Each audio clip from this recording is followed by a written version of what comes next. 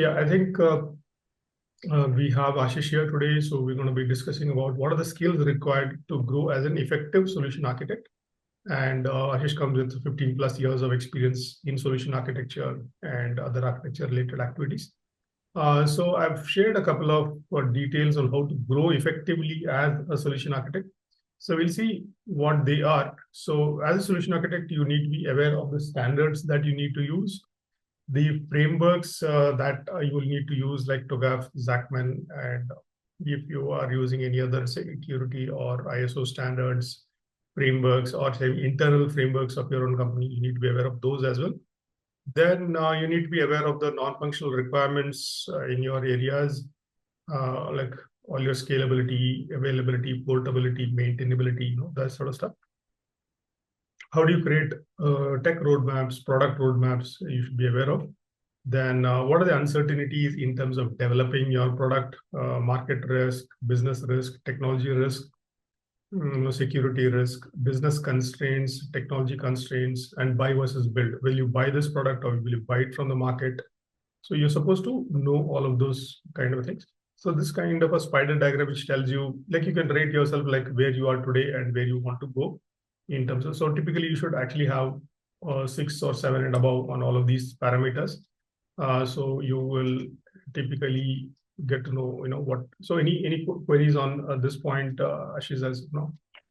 So here, the framework means there are so many frameworks available in the market, and you said like the company's framework, or we can follow the TOGAF or Jackman or any others.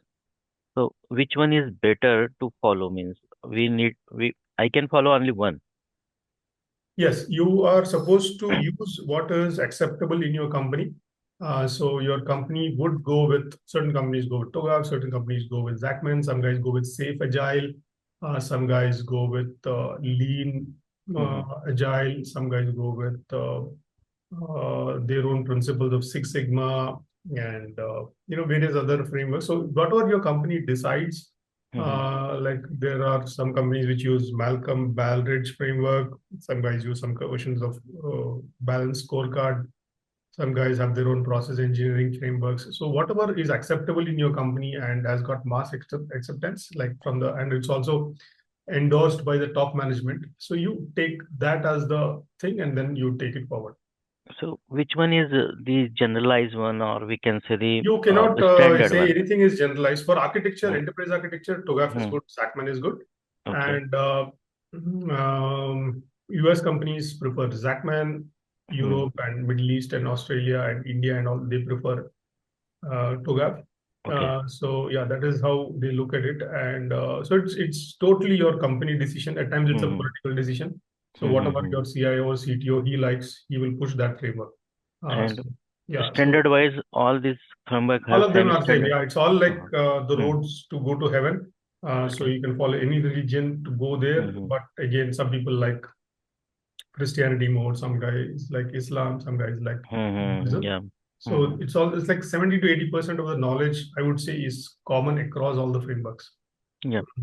And probably only there would be a delta of the things which will be different across various things.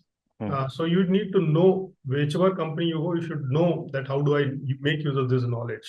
Like what does I might don't get, oh, I don't know TOGAF, I don't know mm, Zachman. That should not, you should have a general view of everything mm. and you should be good at understanding stuff and you read upon it additionally and then get to know what is involved Yeah. and then you can actually you can easily branch into different areas Yes. without much of a challenge. You should not say, Mm-hmm. oh, I worked only in TOGAF, I will not know Zachman. With a little bit of one, like 2 3 days of reading, 1 week of reading, you should say, okay, this is okay, in this guy in TOGAF is called this guy in Zachman, so there'll be a kind of Mm. a mapping. Yes. So that's how you should relate to those concepts. Yeah.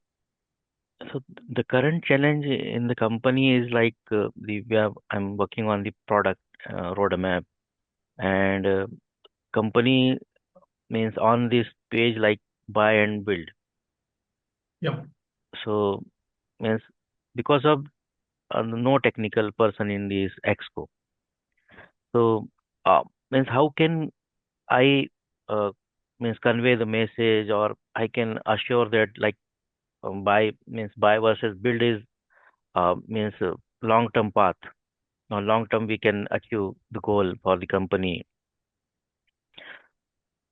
Yeah, so buy versus build is typically, when you say um companies are totally driven by their budgets for that quarter. So some companies, you have to do a cost benefit analysis before you decide either buy or build. Mm-hmm. And you have to see, if I spend X amount of dollars or X rupees on a particular product, what is the ROI or the return on investment that I'm going to get after 2 years, 3 years? So is it Mm-hmm. justifiable? Mm-hmm. Or if I waste that time, I'll probably lose the market opportunity. Instead that, I'll go and buy it from the market, and I will use some third-party tool, and I'll pay the licenses for it, Mm-hmm. and then use it. And then because you'll also have to take into the thing of your market opportunity, how much of Yeah. market opportunity you're losing. Like, you release a product 1 year down the line, nobody needs. If you release it now, then people have a demand for it.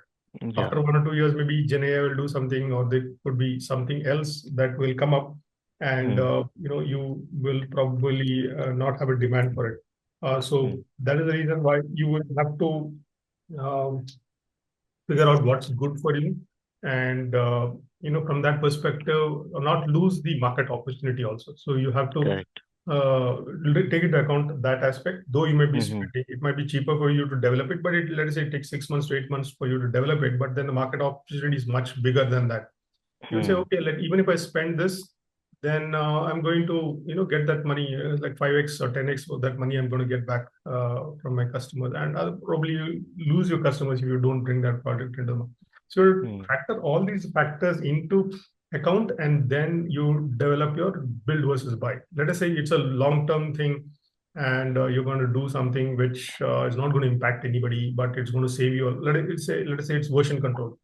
Mm-hmm. So version control is something that you're spending money on other tools like very heavily. But these days, version control is cheaper. I remember the days when there was a tool called CC Harvest, and for that, Mm-hmm. the annual license fees are very high at that point of time. And companies which I worked in, some of them, they developed their own version control tool over Mm-hmm. a period of 3, 4, 5 years. But it got really matured after that 3, 4, 5 years, and it was as good as any commercial tool, and it was doing everything that is required, like versioning, the Mm-hmm. branching, releasing, then multiple versions of it, and Mm-hmm. all of that. So it was doing everything effectively, and it could create separate builds of it and all that. So it was like quite good. So obviously, company saved a lot of money from that over a period of time. So you can use a commercial tool for some time, and then later on you can build it yourself also in the long term Mm-hmm. without losing on the market. So there are multiple strategies that you can follow. Like, but if you're a very large company, let us say, like they say, the likes of Facebook or Amazon, then such companies, what they do is they mostly build it, because the scale at which they run, if they paid license, they say, if Facebook and all and LinkedIn, they have their own databases. So they don't even pay money to Oracle or any of these commercial databases. They have their own databases, which they have written for their use. And if they were to use commercial databases, they would go bankrupt many times, because their scale of operations is so huge that they will not be able to justify that cost. So from that perspective, build makes sense in such areas. But let us say you want to take a market feature to the product to the market immediately. You don't have resources, developers, and all. You buy it from the market, integrate it, make a solution, and then quickly bring it out the market, and then get the revenue from it. So that is those are the kind of pros and cons that you will have to look into, and finally you have to justify the cost at the bottom line. Well, if it's worth Yeah. doing it, then you do it in the long term. But if you're losing on the market and other things, then you buy it. Yeah. Yeah. Understood. Means why they are going for the means Correct. build versus buy. Yes. Yes. Exactly. Yep. So that is the thing. And any other queries on this point? Mm. No, I think. Okay, then Mm. business analysts, and so you have to also get to know how you're dealing with your current state, how you're doing with your future state, so that you should be aware of. So basically, you should know the business side of things. The solution architect, business guy is like what is that we need to do, and how we need to do is what the solution guys, solution Yep. architects will typically work on. So you have to have a close, and as you progress in your career, this what and how becomes very close. So when you're close to the client and when you're close to the business, you have to decide both of them, like what is required plus how will you do it. So Yes. that is that part of it. And then as a on how do the solution architects work with the managers? So basically, project managers, you should know how to take a requirement to execution, how and look at its implementation, and you're also responsible for the quality, the risk, the technology aspects, the budget aspects, the scope aspects, all of that sort of stuff. So you should actually have all of these things mapped out. So you should be working closely with project managers and implementation managers. I think that is the case always. There is an element of project management also that the solution architects need to know quite well. And these are the kind of skills that you will typically need to progress as a solution architect and as an enterprise architect. If you see solution architect, it is in gray here, and the enterprise architect is in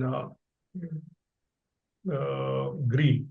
So all the parameters are like technology depth. Solution architect is required to know more, but whereas an enterprise architect needs to know less of the technology because he's progressed to higher levels of abstraction and he knows more of the business side of things. So he will need to know less of that.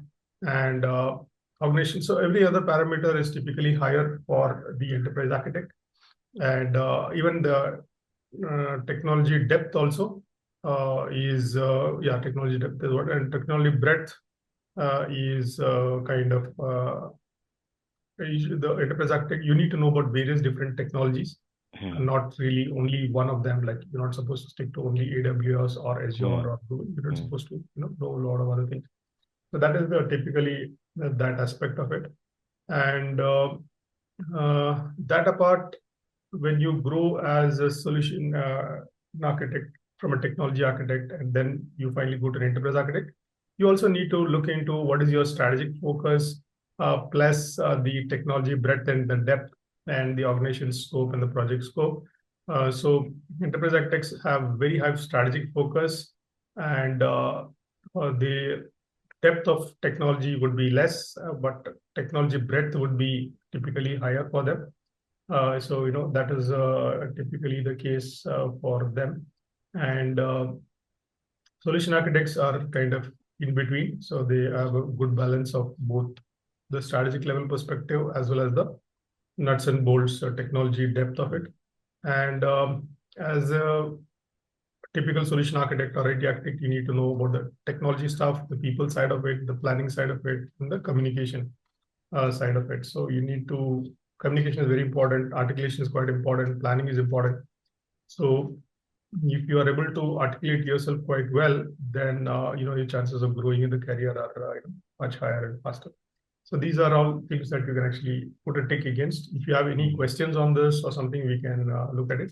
Otherwise, you can take a look at it, once I share the video, and then you can come back to me later also. Yep.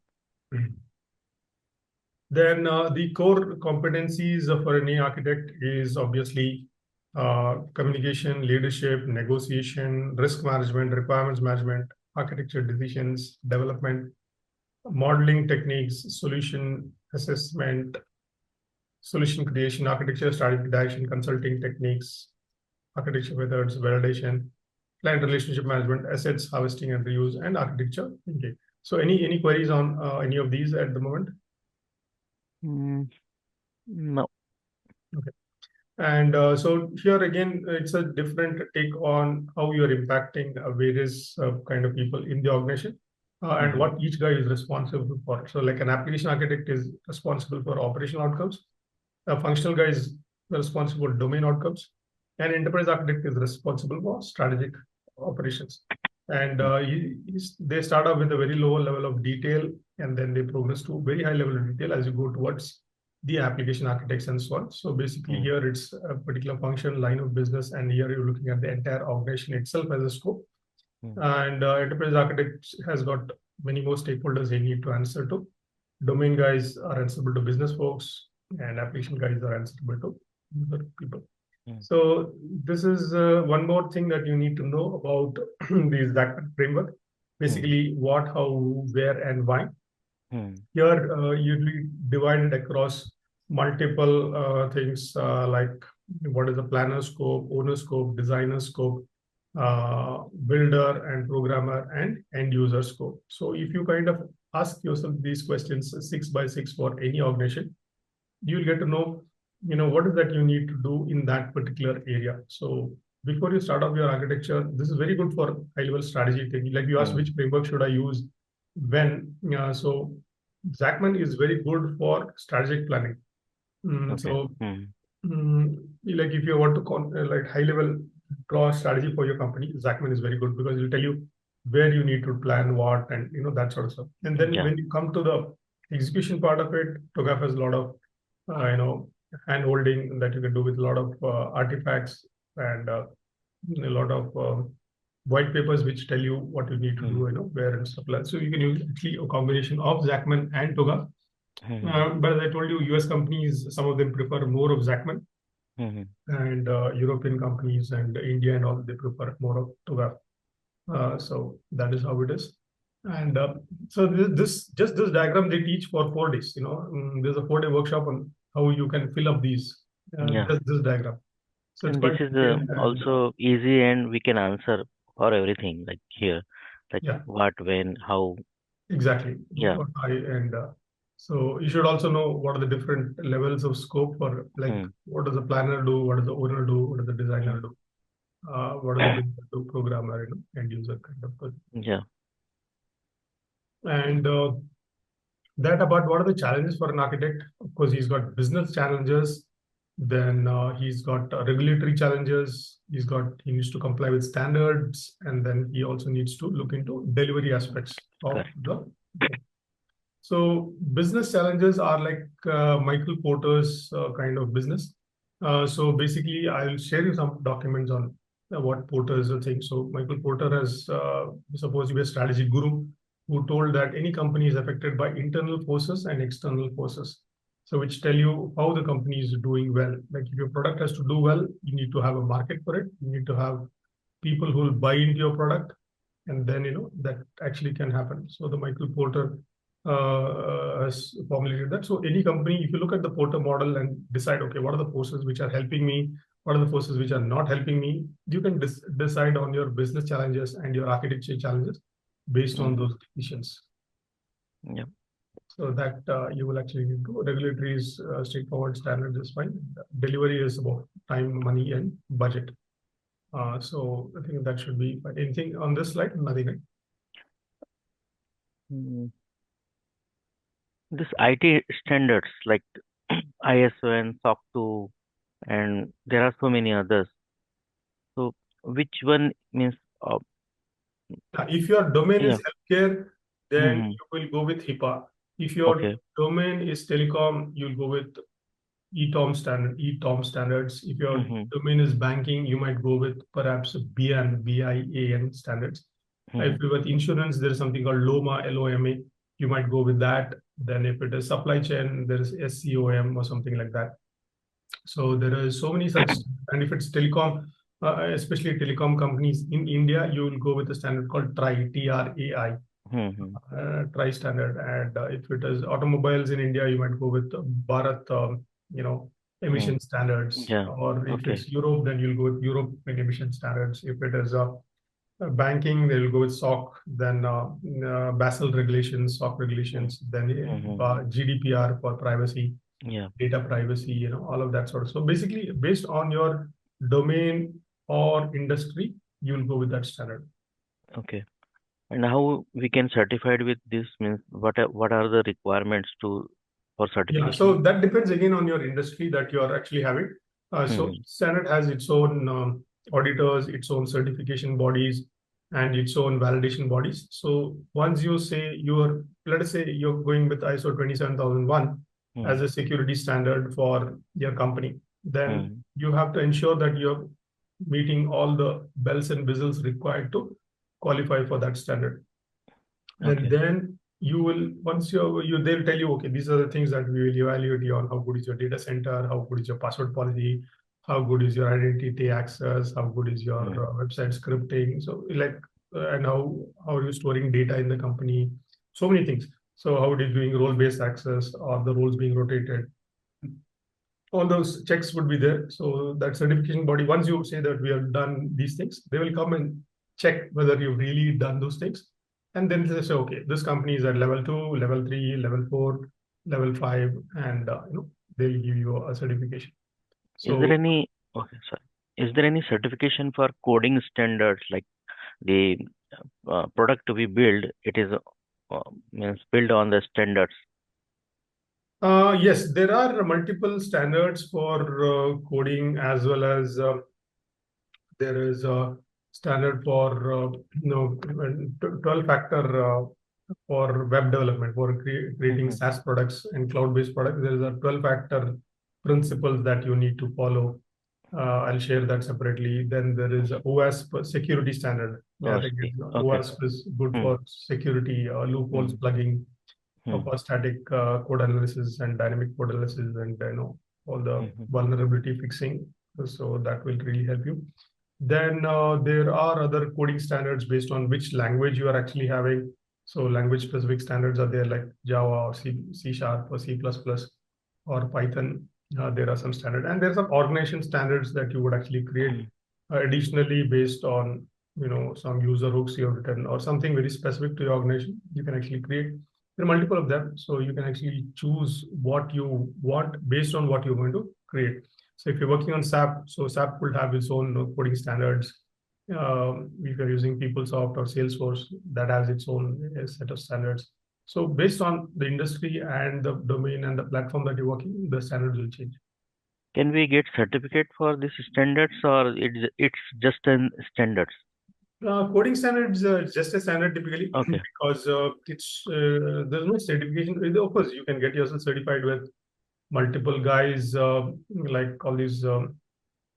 There are companies who do that kind of a thing, Mm-hmm. like to tell whether your code is really. Typically, it's more from the security side of things. Like Hmm. one of the companies that I worked on, we had ENY which came and did a complete vulnerability Vulnerability test. security Okay. hardening Hmm. test Hmm. the entire thing. Hmm. So they charged a crore and I think 1.2 crores or something for 1 month activity. So the entire code base they just Hmm. ripped apart, and they found so many bugs and issues, and 1 month they did all the tests and analysis, and next 3-4 months we were actually fixing those things. So that is how they did that. So and then they said, okay, now your product is uh, Hmm. secure enough that it can integrate with banks in the world. Hmm. So typically, when you're selling to customers in North America or Europe, you can get sued very heavily. So if your code has vulnerabilities and if you not fix them, then the penalties are very high. So you might as well spend that money to harden your product first, then sell it to people outside. Yeah. So why? Because I'm asking this because it is means challenging for me to answer for every client. Means if means client are uh, raising some queries, questionnaires before they are onboarding, like GDPR, data securities, MFA are there or not, password policies, encryption. There are so many queries they are raising every time. So if such kind of certification or certificate we do, then we can just say like we have this certificate that will means suffice all these requirement like data security and MFA and password policy and securities and all these things.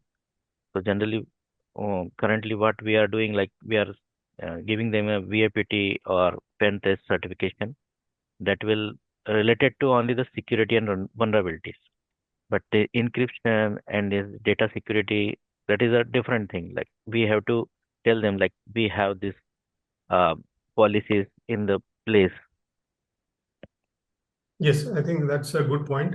Mm-hmm. So you need to collect all of these questions that you're getting from various vendors: Mm-hmm. multi-factor authentication, Yeah. vulnerability test, pen test, then security hardening exercises, GDPR, SOC bits, banking line, SOC rules, and vulnerability analysis, then security hardening at the OS level, application Yeah. level, business layer, all of those things. So you keep a list of everything, Hmm. and you say that this is how we are testing. These are the things that we have done. So, of course, if you are selling it to a bigger market in the US and all, they will expect you to have some certification body which will come and tell you, okay, these guys are certified, and stuff like. So there are multiple companies which actually work on those kind of things.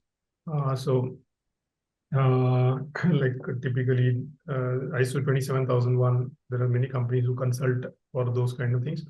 Then security also, as I told you, all these there are big and small companies who consult and benchmark you for, okay, we have Hmm. qualified for these tests. Okay. Like if you Hmm. see Amazon cloud environment, their cloud product is certified against 128 or 129 certifications, Hmm. various security certifications, including British standards, European standards, Indian standards, all of that. Yeah. So you can get those certification bodies, but it is kind of expensive, as I told you. If your Hmm. need is that much, then of course you have to hire a third party and get it done. Otherwise, you can develop your own set of tests and say this is you can just publish them. These are the benchmark tests that we have done, Hmm. and this is what we have. And then you can also create some bug bounties or hackathons within the company. If somebody finds out a bug, we'll give Hmm. you a gift Yeah. hamper, Okay. 5,000 or 10,000 Hmm. Amazon voucher, Hmm. and things like that, so that it gets fixed at a lesser cost. But if you get a Yeah. third party consultant, he will charge you much more than that. Yes. So you can throw it open to your developers and end Hmm. users, and then you can actually get those kind of things done. Yep. So that is typically about that part of it. Hmm. Yep.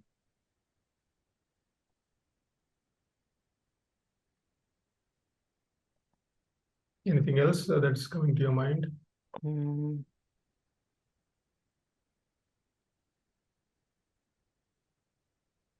And this one thing I need to ask about this means planning and the costing means how we can calculate the cost for this feature build or the development. What Yeah. So factors are involved in that? yeah. So feature development, what you will need to do is look at your how many sprints are required for your feature development and how many people are there in each of the sprints. What are their bill rates, and calculate that cost. That is obviously one cost. Then Hmm. the other cost is your cost of your building and the rental that you're paying for your operational expenses and stuff like that. Hmm. And look at your license cost, and then look at your operational capex versus opex. Some things are monthly operational, like your Hmm. Amazon cloud bills or Azure cloud bills that you have to pay operational on a Hmm. month-on-month basis. CapEx is like you've invested on a server, you invested on some high-end machines, you invested on some source code control management software, you Hmm. invested on Jira, Altation. So take into account all of those things, and those will be one-time cost, or like if it's monthly cost, then factor it as monthly cost, and say that okay, to complete this feature, I need to use these things, and so if you've already sold a software to them, then there's a base price which has factored all the capex sort of stuff. Hmm. But when you're rolling out new features to it, then obviously you're taking into expenses the sprint cost plus the operational cost that is involved in rolling out that piece of software. Okay. Makes Means sense, right? yeah, yeah. Means all these things, which one is involved in the development that we need to consider. Like, Yeah, exactly. So you mm, have to figure out, you have to do a due diligence between your capex mm-hmm. and opex. So some things Okay. are like one-time cost that you have done, and Hmm. so that remains as it is. Some things are operational in nature, so you will actually needing it from time to time, month on month. You'll need it. So every quarter, every month, you have that billing. So you can take it like that and then showcase that as your effort, and if there is IP involved to it, then you can add your IP also as an additional Hmm. cost Hmm. to it, because and sometimes there are third-party IPs involved, so you have to factor that also into account in your Hmm. licensing. Hmm. Like if you're using other third-party solutions, then you have to pay the IP of those products also. That sort of stuff. So all of these things will effectively end up, going into your cost. Yep.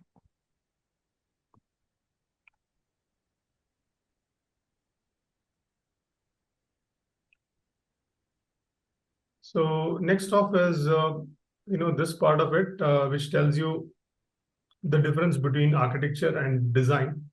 So design is actually a subset of architecture, and architecture is everything that is broad and at a system level.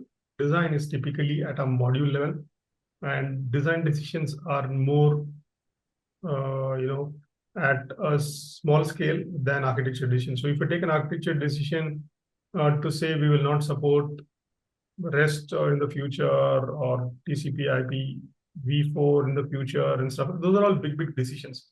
So all the big decisions are typically architectural in nature, and all the, um, typically module level decisions are design in nature. So you need to know the difference between the two. So if you're looking at how a module interacts with other components and applications, so that's typically at a design level. But if you're looking at the entire architecture, how does this system work? Which are the customers I'm going to sell it to?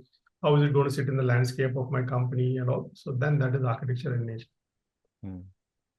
That sort of stuff. So that you'll need to, I think you are aware of the difference, right, between the two. Yep. So next off is typically you need to be looking at how you can interact with your business requirements, your current state, end state, what are the delivery constraints, how do you integrate it with enterprise architecture, what are the logical parts in your architecture, physical parts in your architecture, how do you do your plan, testing, strategy development, use case, all of these things you will need to figure out how you're going to do this. So how does this work typically across data deployment, implementation, use cases, and stuff like that? So you need to actually have a good grip on these aspects that you are actually involved. So what are the architecture views that you need to go and create? What are the use cases, business use cases, technology use cases, and so on. So you kind of need to know all of that sort of stuff. And yeah, any queries on this slide? Just make it bigger.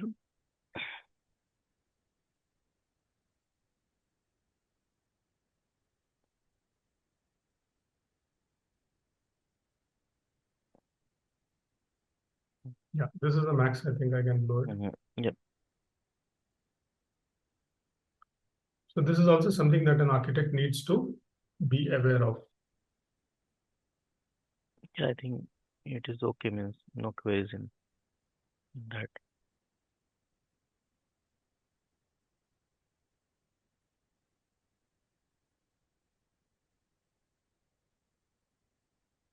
Yep, no queries.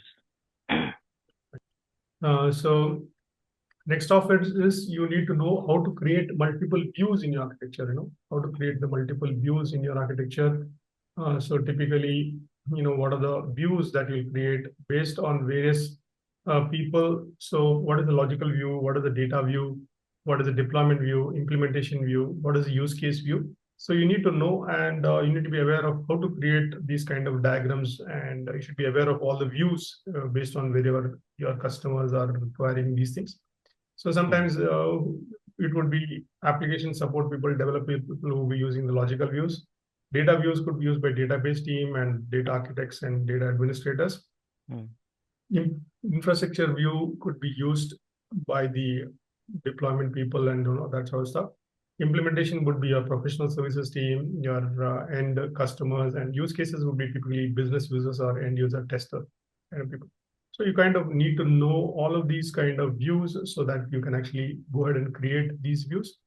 So you can actually say that this view is required by this. So I think you this is a standard set of views that you need to be aware of, and you need to ensure that your team is following those things. So I'll share you that list of artifacts that is required, so that you can keep that as a checklist. And okay, if this requirement comes, then you need to showcase this particular view to their customers Okay. that you can actually do. Then the other point is who's more strategy oriented? It is the enterprise architect. Who's more focused on solution? It's a solution architect. Who's more focused on the reusability of the products and maintainability? It is the technology architect. So technology focus, enterprise architect is very high level of abstraction. Solution architect is very detailed, and technology architect is typically on a particular technology or a particular single application that he's focused on. Communication, enterprise architect is required to talk across the board, across the company. Solution architect needs to talk to multiple teams. Technology architect is typically across a single project. The design decisions are taken very less by the enterprise architect. They're more by the solution architect, very detailed by the technology architect. So these are the kind of skills that you will need to know as you progress from one layer to another.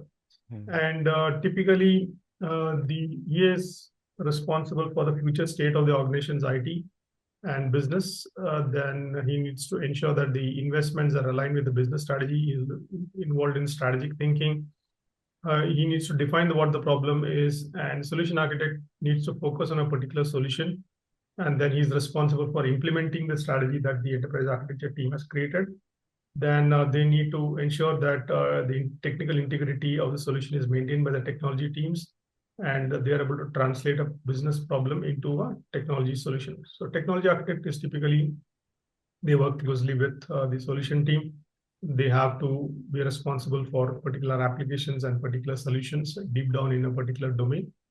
And so they actually are restricted to working within an application or a particular solution.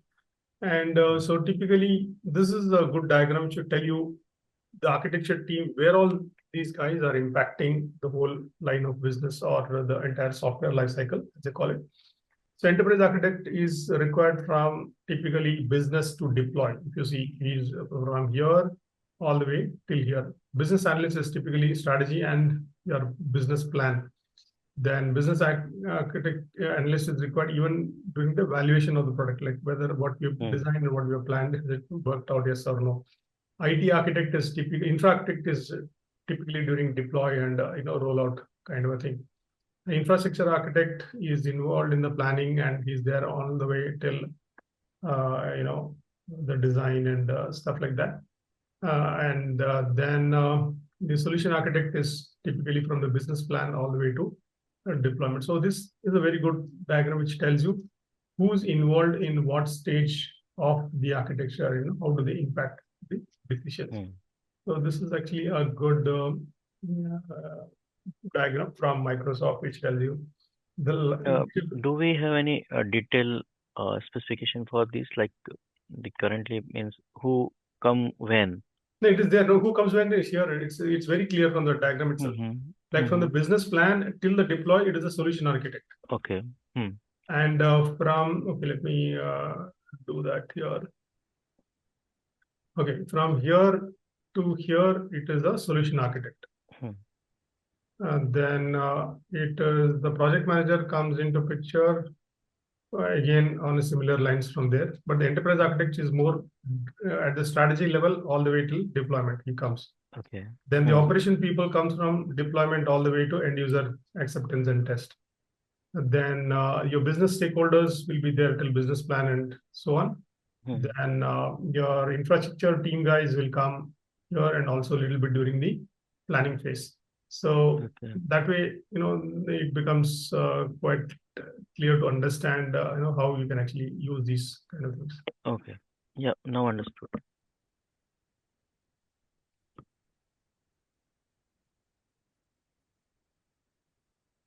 Share with this diagram with me also. Yeah, I'll share it. I'll share it actually. I'll share the entire recording itself. Yep.